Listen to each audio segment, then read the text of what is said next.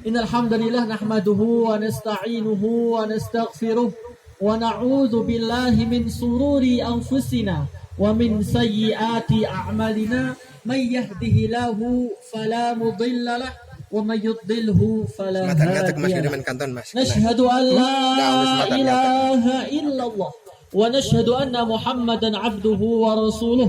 Allahumma salli ala sayyidina Muhammad wa ala alihi wa ashabihi wa man sara ala nahjihi ila yaumil qiyamah. Kepada para asatidz, ustadz-ustadz yang saya hormati, kepada para bapak dan ibu yang saya hormati juga, alhamdulillah segala puji syukur kehadirat Allah Subhanahu wa taala yang telah memberikan kita semuanya kenikmatan. Kalau kita berbicara masalah nikmat, wa in ta'uddu ni'matallahi la tuhsuha. Ketika kita menghitung semua nikmatnya Allah yang diberikan kepada kita, maka tidak ada jumlah nominal karena saking banyaknya. Begitu juga ketika Allah Subhanahu wa taala sudah memberikan nikmat kita yang kalau kita hitung menggunakan angka nominal tidak ada jumlahnya, maka yang harus kita lakukan adalah kita bersyukur kepada Allah Subhanahu wa taala dengan jumlah yang tidak kita ketahui, atau kita nggak usah ngitung-ngitung. Kita sehari ini bersyukur berapa kali. Jika kita beribadah kepada Allah dengan sebanyak mungkin kita kurang mampu. Kita membaca Quran dengan sebanyak mungkin kita kurang mampu. Kita sholat sebanyak mungkin kita kurang mampu, tetapi kita bersyukur setiap hari tanpa ada jumlah nominalnya, maka inilah yang bisa kita lakukan untuk berterima kasih kepada Allah Subhanahu wa taala atas nikmat yang diberikan kepada kita. Maka dari itu, Masya Allah, kita dikelilingi oleh lukisan-lukisan Allah yang luar biasa. Kita dikelilingi oleh gunung-gunung. Kita dikelilingi oleh berbagai macam ciptaan Allah yang membuat mata kita terkagum, membuat mulut kita membuat mulut kita selalu mengucapkan Masya Allah, Masya Allah. Maka dari sinilah kita bisa merenung, kita bisa mengetahui bagaimana Allah membuat hati manusia itu tentram. Allah bagaimana membuat jiwa manusia itu bahagia dengan ciptaan-ciptaannya yang luar biasa. Maka dari itu kita jangan lupa berterima kasih kepada Allah Subhanahu wa taala. Salawat dan salam kita tuturkan kepada Nabi Agung kita, Nabi Muhammad sallallahu alaihi wasallam, yang telah memberikan kesempatan buat kita untuk menjadi umatnya, yang telah membawa Islam sehingga kita bisa belajar Islam di situ, sehingga dari belajarnya itu kita bisa menimbulkan ibadah-ibadah yang kita lakukan, menimbulkan ibadah-ibadah yang kita laksanakan, sehingga apapun ibadah kita mengharap lebih kepada Allah Subhanahu wa taala untuk ibadah kita diterima olehnya, dan nantinya ketika kita cinta kepada Nabi, ketika kita rindu kepada Nabi, dan kita melaksanakan sunnah-sunnahnya, maka insya Allah semoga kita semuanya bisa bertetangga bersama beliau di surganya nantinya. Alhamdulillah Bapak Ibu sekalian dirahmati oleh Allah Subhanahu wa taala. Di sini saya sebagai tuan rumah begitu nggih, mengucapkan pertama terima kasih sebesar-besarnya atas kunjungan Bapak Ibu sekalian yang hadir di pagi ini. Kemudian yang kedua, kami meminta maaf apabila banyak kurangnya, banyak keganjalannya di acara pada pagi hari ini. Kami dari tuan rumah meminta maaf sebesar-besarnya. Semoga kelak nanti kita bisa dipertemukan kembali di lain waktu, dan yang terpenting kita bisa dipertemukan kembali di surganya Allah Subhanahu wa taala. Alhamdulillah, sebetulnya saya ini ingin membawakan beberapa tafsir ayat Al-Quran. Tetapi saya melihat banyak ustadz di sini yang lebih mahir daripada saya, tentunya yang lebih berpengalaman daripada saya, dan pokoknya lebih semuanya daripada saya. Maka dari itu saya untuk mengisi tafsir hari ini karena sudah dibawakan tafsir surah Al-Baqarah, kemudian saya ganti materinya yaitu materi dengan saya mempunyai keahlian yaitu tahsin dan tajwid. Jadi saya ini dulu pernah tahun 2019 pernah membuat metode bersama teman-teman saya, yaitu metode belajar tahsin tanpa teori. Jadi kan hukum tahsin itu kita belajar tajwid itu hukumnya apa Bapak Ibu sekalian? Fardu.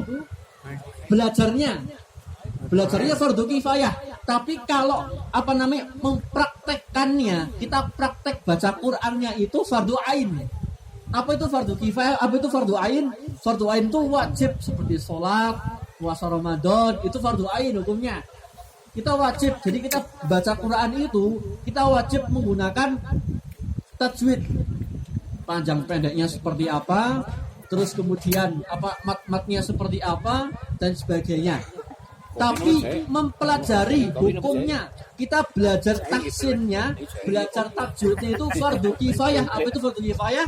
Fardu kifayah adalah ketika ada satu orang yang sudah belajar tahsin atau tajwid, maka yang lainnya gugur kewajibannya, seperti sholat jenazah gitu ya.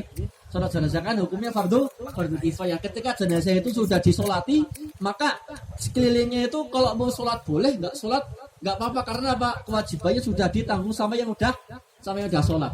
Maka itu fardu kifayah. Maka kemudian kami para tim ini membuat namanya metode bengkel ngaji. Bengkel, bahasanya bengkel, servis bacaan. Jadi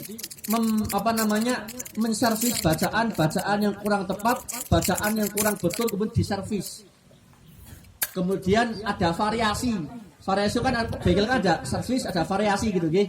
Kalau mobil atau motor mau divariasi bisa, dibikin bagus lagi bisa. Motor mobil yang rusak dibawa ke bengkel diservis jadi normal lagi. Maka di sini ada servis bacaan, yaitu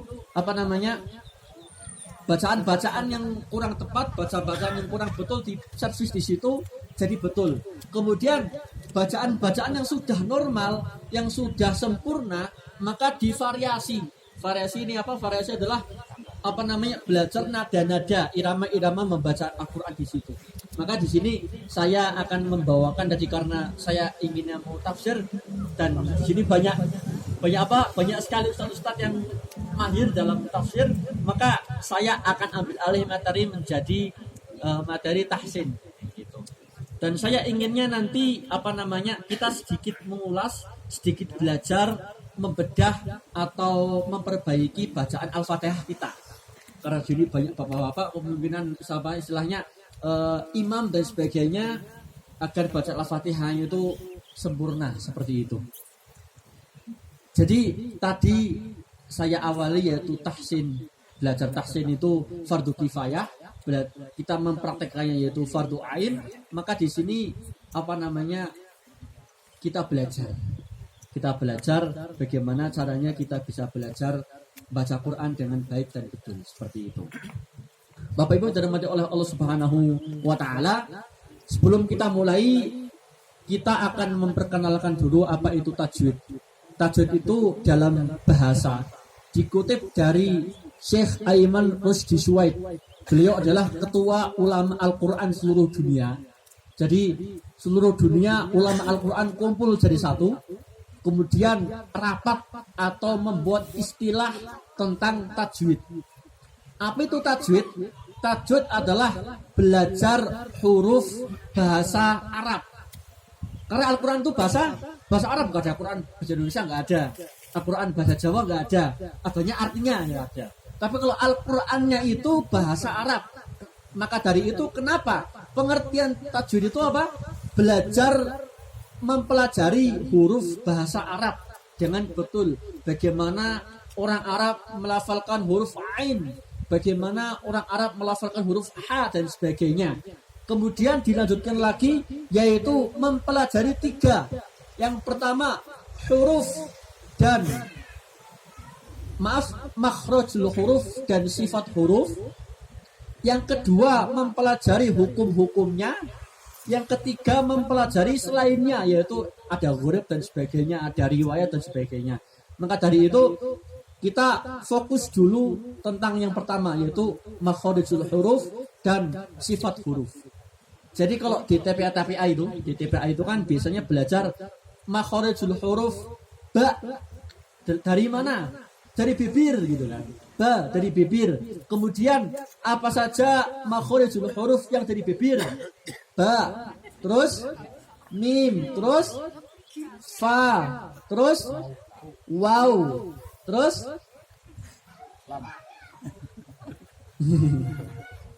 selain itu maka hurufnya keluarnya dari arah yang berbeda. Kemudian tetapi jarang sekali anak-anak TPA belajar sifatul huruf.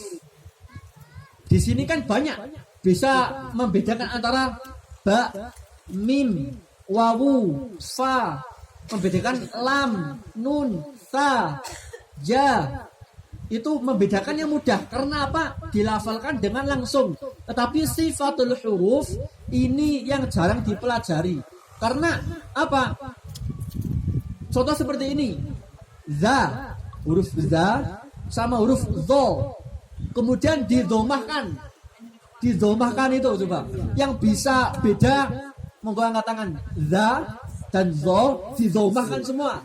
Zu. Yang bisa membedakan cara pelafalannya monggo. Jadi di sini membedakannya itu apa? Kan kita membaca ta'awudz gitu ya misalnya. A'udzu billah. Dan secara tidak sadar zunya itu zo yang domah. A'udzu bahkan a'udzu gitu kan. Bahkan malah berbeda huruf yaitu da gitu. Maka di sini sifatul huruf sangat penting. Jadi makharijul huruf, tempat keluarnya huruf itu punya pasangan, misalnya suami istri gitu.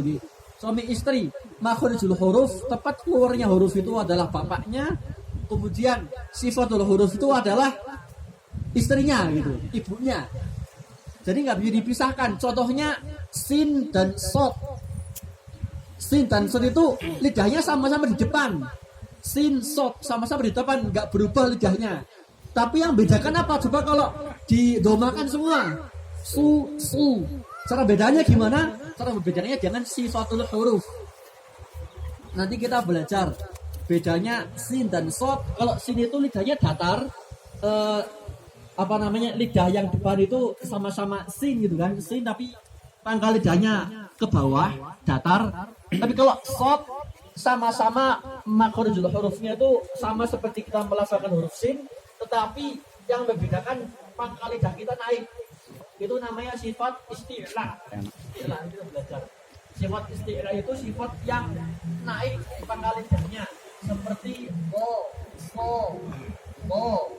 Tadi kan ta'awudz ya. A'udzu. Ini bo. Karena apa? Pangkal lidah yang paling belakang naik. A'udzu. Bedakan sama a'udzu. Nah, itu kan pangkal lidahnya turun. Lidah yang paling belakang turun. Jadinya dah. Nah, itu pentingnya sifat. Banyak sekali huruf-huruf yang terlihat sama namun berbeda. Contohnya ha dan a. Hamzah dan a gitu kan. Kalau ha itu hurufnya itu keluar dari tenggorokan. Kalau kita sentuh bagian sini itu getar lidah tenggorokan paling bawah. Tapi kalau huruf ha itu tenggorokannya enggak getar.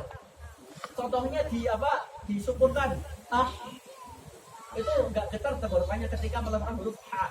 Itu beda. Karena huruf ha itu makharijul hurufnya di atas, sedangkan ha di bawah tenggorokan. Makanya kalau kita melakukan huruf ha itu tenggorokannya getar. Kalau ha itu enggak getar tenggorokannya, yang getar bagian atas. Itu bisa dirasakan sendiri seperti itu. Itu makharijul huruf dan sifatul huruf enggak bisa bedakan, harus disatukan semuanya.